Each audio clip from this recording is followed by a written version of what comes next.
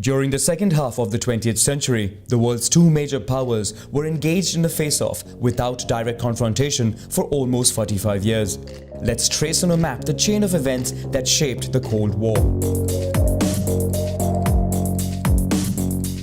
At the end of World War II, major European powers are weakened after more than 60 million deaths over 6 years of fighting. Two superpowers remain in the world, the United States of America and the USSR, who fought together as allies to defeat Nazi Germany and the Empire of Japan. The USSR, or the Union of Soviet Socialist Republics, is a vast area covering 1/6 of the land surface of the planet. It is a federal state under a communist regime consisting of 15 republics and headed by a single party. The United States of America is a liberal democracy based on capitalism. It has a military edge, being the only power with nuclear weapons, and also boasts the world's strongest industry and economy. Both powers try to peddle their influence in Europe. The US, under its Marshall Plan, offers substantial loans to European countries to revive the economy and establish trade links. The USSR, for its part, wants to protect its borders and set up pro-Soviet governments in liberated countries. Europe is found divided into two blocks and separated by what is called the Iron Curtain. In Germany, Allies merged territories they control in violation of agreements signed with the Soviets. In response, the Soviet Union imposes a blockade on West Berlin, which is still under Allied control. An airlift is set up to bring supplies to the area. Henceforth, both powers harbor a fear of the other. On both sides begins a witch hunt. In the United States, federal employees sympathetic to communist ideas are fired. Even Hollywood is used as a tool to produce anti-communist propaganda. In the USSR, any form of opposition is suppressed. Beyond ideology and clout, the two powers battle for influence in the fields of science, industry, space, sports and military. The Soviet Union invests heavily in industry and arms, and in 1949 tests its first atomic bomb. The same year, the United States sets up NATO, a military alliance between countries of the Western Bloc. Throughout the Cold War, there would be many indirect confrontations between the two powers and their allies.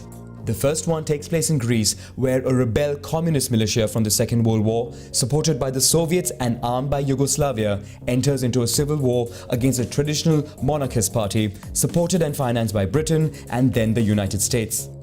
However, following tensions, the USSR breaks its alliance with Yugoslavia.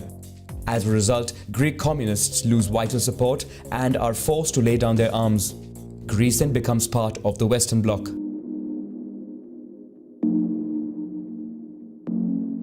In China, after 3 years of civil war, the communists prevail over the nationalists, who retreat to Taiwan.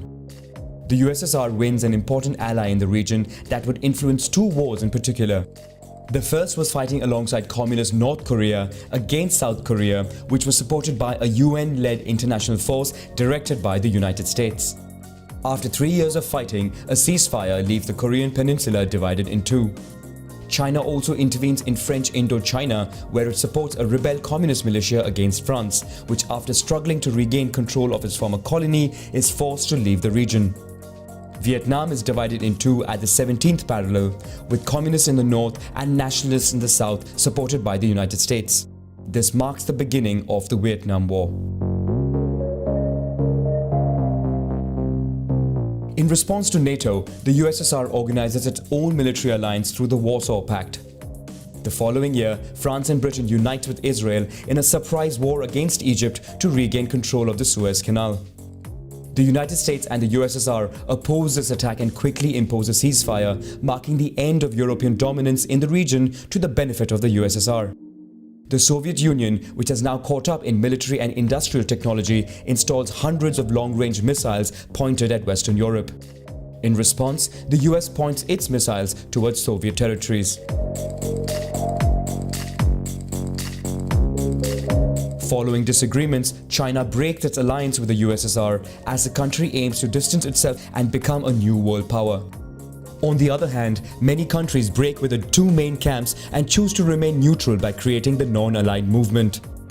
In Latin America, the United States plays its part to ensure no room for communism, but the country fails to militarily overthrow the new communist government in Cuba. The USSR takes advantage of the American failure to diplomatically influence Cuba. Soldiers and Soviet military ships are sent to the island and missiles are installed and pointed at the US. Tensions build to a point where the marine forces of both sides get ready to face off against each other. The whole world holds its breath and many countries prepare for an eventual World War III. But after negotiations, the USSR agrees to withdraw and remove its military facilities if in return the US promises not to attack Cuba and removes its missiles in Europe. This de-escalates the situation. In Vietnam, the United States, fearing a communist takeover of the South, organizes a military invasion with more than 500,000 soldiers.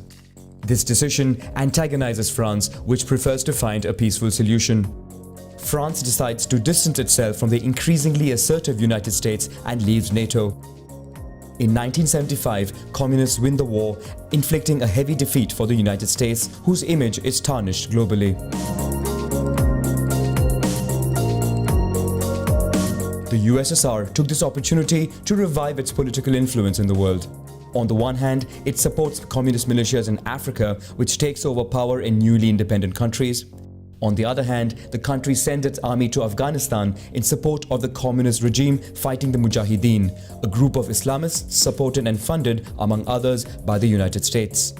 The USSR also upgrades and replaces its missiles directed towards Europe with more precise ones.